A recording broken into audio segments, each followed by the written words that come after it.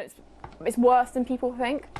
Emergency food parcels and long winters without a coat are part of Scarlett's childhood.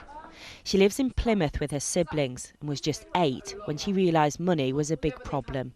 Her mum is disabled and her dad a full-time carer. Neither can work.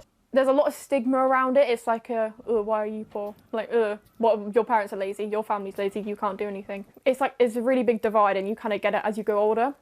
The government's child poverty plan includes help with childcare costs for working parents on universal credit, the lifting of the controversial two-child benefits cap at a cost of $3 billion, and reforms to temporary accommodation, a pledge to stop families being stuck in bed and breakfasts beyond the legal 6-week limit. On a school visit in County Durham, the Education Secretary, who grew up in poverty and led this strategy, said her vision is crystal clear. No child should be spending their childhood growing up in a B&B. That's not a home for people. How will you deliver that at a time when there is such a severe shortage of social housing?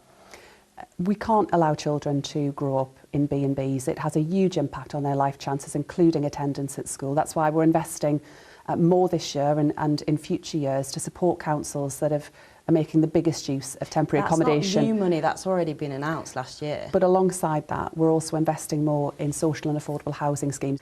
This is me as a toddler. Georgia went into care as a result of living in poverty, but the instability continued, her childhood tainted by unsafe housing and constant moves. I moved 4 times between different temporary accommodations between the age of 16 and 19. I lost so many possessions from moving. I was moving into unsafe environments, unregulated supported accommodation, alone. This is all about tackling the deep-rooted causes of deprivation. Right now, around 1 in 3 children across the UK are living in poverty, and it's often our schools that are left to pick up the pieces. We see the reality of poverty every single day when students are coming into school and, you know, families are struggling. And I think it hopefully will take some of the pressure off the staff, and we can really focus on, you know, the educational life chances of the children. Critics, though, say the strategy lacks long-term ambitious targets. They've made some people poorer to give other people on benefits money. That is not right. And after all of that, even the charity sector says they're not ambitious. And back in Plymouth, those with long-term health conditions say they have been forgotten.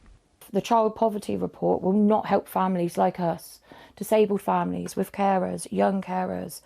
There's nothing in there about us. The need for change is urgent, and the government insists these changes will help to break the cycle of poverty. Sarah Corker, News at 10.